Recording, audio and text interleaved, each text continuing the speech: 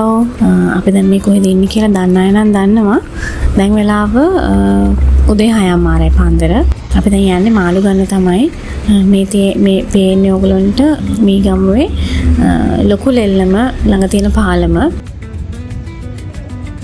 මෙහෙම තමයි කලපුව පේන්නේ පාන්දරට.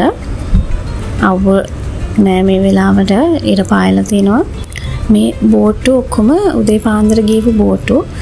ඒ කියන්නේ පාන්දර 2-3ට ගිහිල්ලා මාළු අල්ලගෙන දැන් තමයි ඒගොල්ලෝ අපහු එන්නේ මාළු අරගෙන ලෙල්ලමට ඒගොල්ලෝගේ බිස්නස් එක කරගන්න.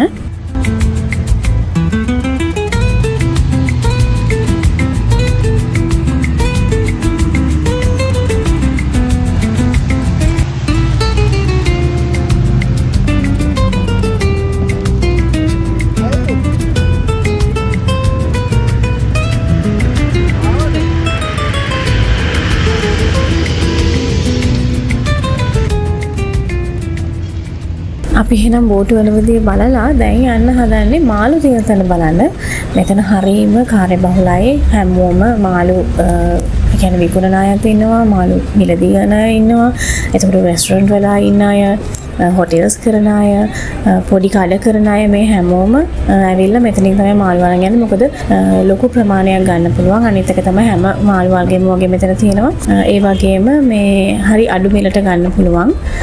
අපි සාමාන්‍ය මාළු විකුණන වෙළෙන්දකින්ගෙන් ගන්නවට වඩා අඩුවට මෙතනින් ගන්න පුළුවන්.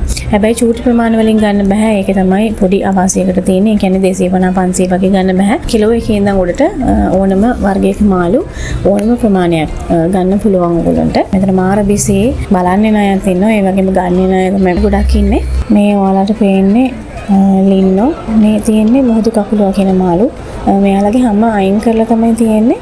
මොකද ඒ හැම කන්න බෑ ගලවන්න අමාරුයි කියලා තමයි එයාලා කියන්නේ.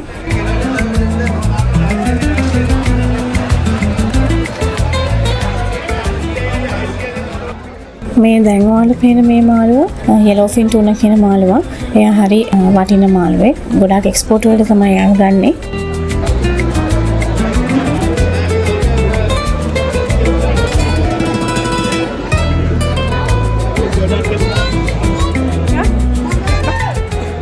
මෙතන මේ ඉන්න මාළු මේක මේ වැව් මාළු జాතියක්.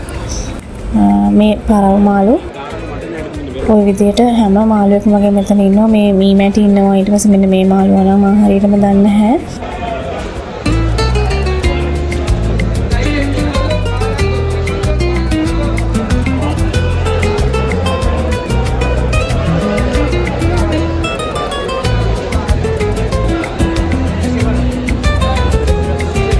ගොඩාක් මාළු జాති මෙතන තියෙනවා. පොඩි මාළු වගේ ඉඳන් ඉස්සෝ කකුලෝ දැල්ලෝ ඒ මාළුන්ගේ ඉඳන් ලොකු ටූනා එතකොට කෙලවල්ලෝ ඇටවල්ලෝ ඒ වගේම මේ බලයෝ මඩු මාළු මේ හැම එකම මෙතන තියෙනවා. හරිම බිසි මේ වෙලාවට හැමෝම මාළු ගන්න තමයි ඇවිල්ලා ඉන්නේ. ඉතින් යාලා ගණන් ඔක්කොම කම්පෙයාර් කරලා අඩුම තැනින් මාළු අරගෙන යනවා. ගොඩක් වෙලාවට ප්‍රයිස් ලොකු වෙනසක් වෙන්නේ නැහැ. හැමතැනම එකම ගාන වගේ තමයි වෙන්නේ.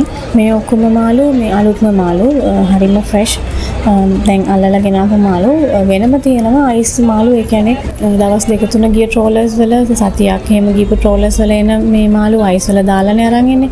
තියාගන්න බෑ. ඒ මාළු වෙනම තියෙනවා. ඒව චුට්ටක් මේ ඒව කපලා ඇතුළ බැලුවම සුදු පාට අයිස් වලට තැඹුණාම තියෙන්නේ. අන්න ඒ විදිහට තමයි තියෙන්නේ ඒවා.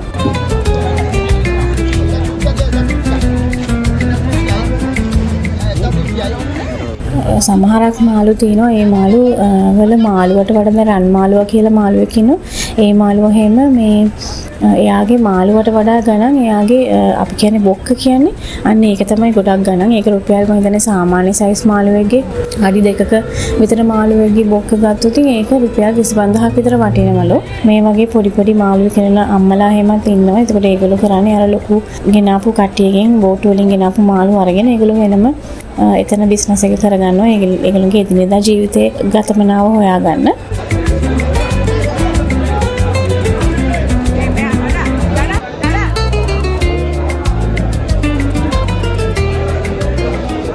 ඉස්සෝ දැල්ලෝ ඒ හැමදේම මෙතන තියෙනවා. හැන්දැල්ලෝ චූටි මාළු ඔක්කොම හාල් මැසෝ නම් මම දැක්කේ නැහැ. ඉන්නේ මේ මැටි జాතියක්. කියන්නේ ගල් මාළු සමහරක් අය දන්නේ මේ මැටි කිව්වට මෙයාගේ මේ කට පේනවනේ නිකන් ඌරෙක්ගේ කට වගේ. ඒ හින්දා මෙයාට කියන්නේ මේ ඌරු හොටා කියලා. මෙයා හරිම රසයි. කියන්නේ ගල් මාළු වලින් රසම මාළුව මෙයා කියලා තමයි මම අහලා තියෙන්නේ. මම මේ කියන මාළු කියන නම් වැරදි නම් මාව නිවැරදි කරන්න. මේ ඉන්නේ ලොකු මඩුවෙක්. ඔයගොල්ලෝ මේ වීඩියෝ එකේ ඇත්තට පේනුනේ නැතුනට මෙයා හරිම ලොකුයි. මේ මිනිසයා තරමටම මෙයා ලොකුයි. මට හිතෙනවා මීට වඩා ලොකු මඩුවන්ට මිනිසෙකුට කන්න පුළුවන් ඇති. ඒ තරම් ලොකු මඩුවෝ ඉන්නවා. එයා ඔක්කොම ක්ලීන් කරනවා දැන් ඇතුළ.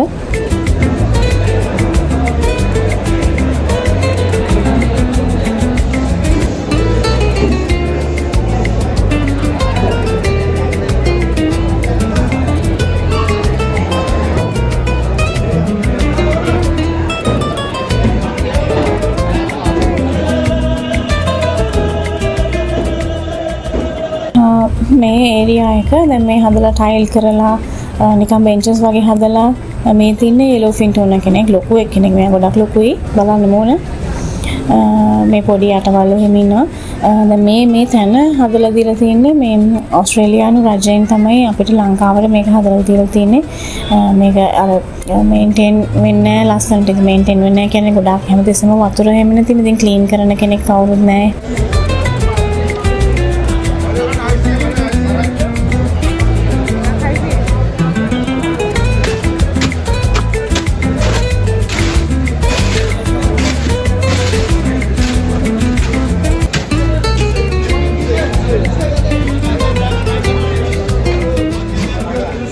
අපිත් මාළු ගන්න ඕනේ.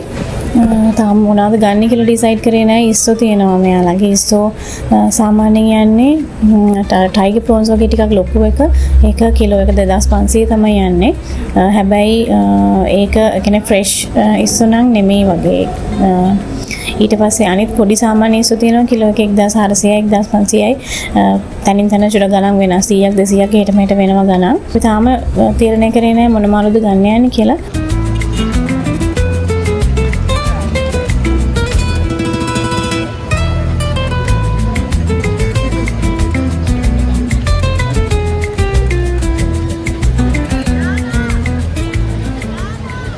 මෙතන පරාව තියෙනවා ටිකක් තරමක පරාව ලොකු පරාව ඔක්කොම මෙතන තියෙනවා කහ පරාව කියන එක ඒ වගේම ලේන පරාව තියෙනවා බලමු අපි මොනවද ගන්න කියලා ඉස්සොත් තියෙනවා ඉස්සෝ යාලගේ 1500යිලු ලොකු ඉස්සෝ නෙමෙයි තරමක ඉස්සෝ මීට ඉස්සලා අපි හපු තැනක තිබුණා 1400යි ඒක චුට්ටක් ලොකු ඉස්සෝ ඉතින් ඉස්සෝ නම් ගන්න අයිඩියා එකක් නැහැ පරාව තමයි ගන්න හිතන් ඉන්නේ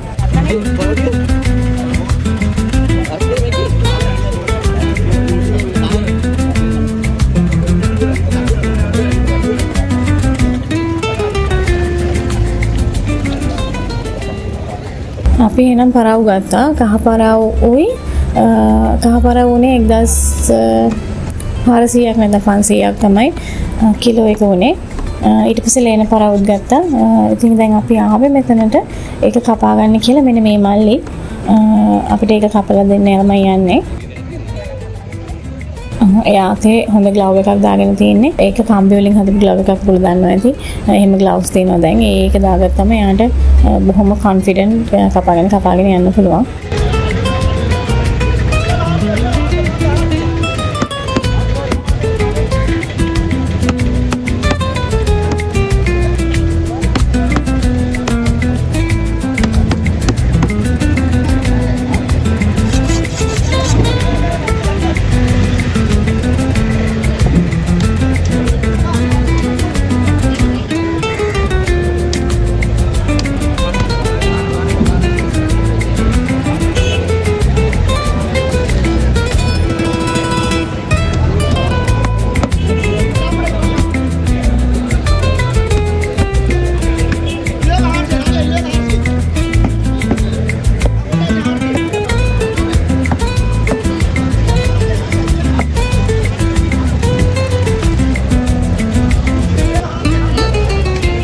මේ මෙතන තියෙන්නේ මේ අයිස් මාළු.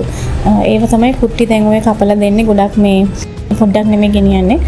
කිලෝ 10 15 එහෙම තමයි ගෙනියන්නේ. දැන් රෙස්ටොරන්ට් වලට ගොඩක් අරන් යනවා කියලා තමයි මම නම් හිතන්නේ. මෙන්න මේ අංකල් මඩුවේ කුස්සගෙන ඇවිල්ලා කපන්න තමයි දැන් මේ යන්නේ. අර ලොකු මඩුවේ නෙමෙයි සාමාන්‍ය තරමක මඩුවේ.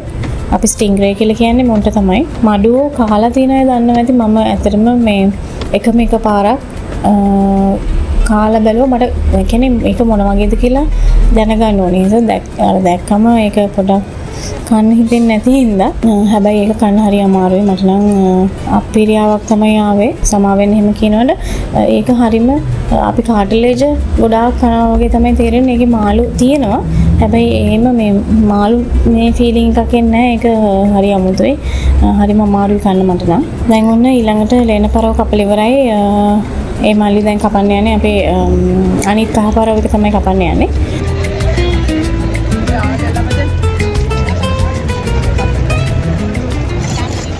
මේ විදිහට හොඳට මේ කොරපතු අයින් කරලා වතුරේ දාලා කොරපතු අයින් කරලා ඉවරනාට පස්සේ කපන්න පටන් ගන්නවා යා. මෙතන ගොඩාක් කරන්නේ එක්ස්පෝර්ට් කරන එක මාළු. ගොඩාක් ෆ්‍රීසර් ලෝරිස් එළිය ඇවිල්ලා නවත්තලා තියෙනවා. මෙතනින් මාළු අරගෙන ෆ්‍රීසර් ලෝරි වලට දාගෙන එතකොට එයාලා වෙනම එයාලගේ ෂොප් එකට හරි මොකට හරි ගෙනියලා ඒක ප්‍රමිතියකට අනුව කපලා ඊට පස්සේ තමයි ඒක එක්ස්පෝර්ට් කරන්නේ. කටුවේ ඔක්කොම නැතුව තමයි එක්ස්පෝර්ට් කරන කාර්යය සිද්ධ වෙන්නේ.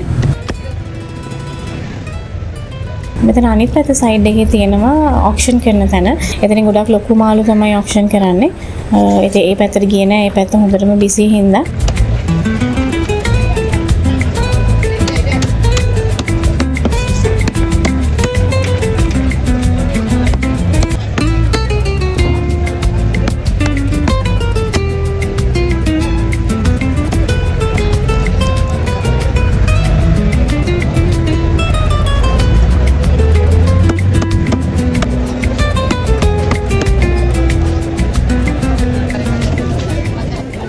ඔන්න එහෙනම් අපි මාළු ගත්තා.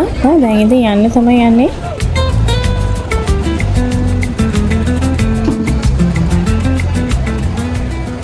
මේ පේන ලෝරි මේ ඔක්කොම ෆ්‍රීසර් ලෝරි. මේවයි තමයි මම කිව්වර එක්ස්පෝර්ට් කරන ඒවා. නැත්නම් ගොඩාක් දුර පළාත් වලට ගෙනියන මාළු ගෙනියන්නේ මේ ලෝරි වල දාගෙන. මෙතන පොලිසියෙන් හිම දාලා ඉන්නවා මොනවා හරි ප්‍රශ්නයක් ඇති වුණොත් පොලිසිය මහත්තුරු 3-4 දෙනෙක් දාලා තියෙනවා මෙතන. දැන් වෙලාව 7:00 අපිට පැයක් විතර ගියා මේ වැඩේ ලෙල්ලම බලලා මාළු අරගෙන එන්න. අපි ගොඩක් ලෙල්ලම බලන්න තමයි ගියේ. ඒකම මාළු අරගෙන එන්න. ඉතින් මේ විදිහට තමයි පේන්නේ. දැන් නම් අවසරයි පිච්චෙනවා වගේ. උදේ 7:00 වුණාට තාමත් ගියපු බෝට්ටු වෙනවා. වීව් එක හරිම ලස්සනයි. මේ විදිහට තමයි ඉතින් ලෙල්ලවේ සාමාන්‍යයෙන් දවස ගෙවෙන්නේ. මෙතන සාමාන්‍යයෙන් දවසකට කෝටි 60ක ලොකු ගාණක් කෝටි 60ක මේ මාළු බිස්නස් වෙනවා කියලා තමයි කියන්නේ ඒගොල්ලෝ. ඉතින් එක්ස්පෝර්ට් කරන ඒවා තමයි ගොඩක් වැඩි එතන. ගොඩාක් මිල අධික අපි හිතනවට වඩා මාළු ගොඩක් ගණන් මාළු ඉන්නවා. ගොඩාක් වටින මාළු ඉන්නවා ಜಾති. ඉතින් මේ ඔයාලත් එන්න ඇවිල්ලා එක සැරයක් හරි මීගමුව ලෙල්ලමට ඇවිල්ලා බලලා යන්න. මීගමුව ඉන්න අය නම් ඇවිල්ලා ඇති හැමෝම. ඇවිල්ලා නැත්නම් මීගමුව ඉඳලා අනිවාර්යෙන් ඇවිල්ලා බලලා යන්න. ඒක වෙනම එක්ස්පීරියන්ස් එකක් ගන්න පුළුවන් ඔයගොල්ලන්ට. විශේෂයෙන් ෆොරිනර්ස්ලා මෙතනට එනවා. මේක බලන්න පොඩි ලෙල්ලමටත් එනවා හැමදාම. එතනට එනවා ස්පෙෂලි ජපනීස් චයිනීස් කට්ටිය. මාළු වලට කැමති කට්ටිය, මාළු කන්න කැමති කට්ටිය, ඉන්දියන්ස් එනවා. මේ ඇවිල්ලා බලලා යන්න. ඊළඟ වීඩියෝ එකකින් හම්බ වෙනකම් සුබ දවසක්.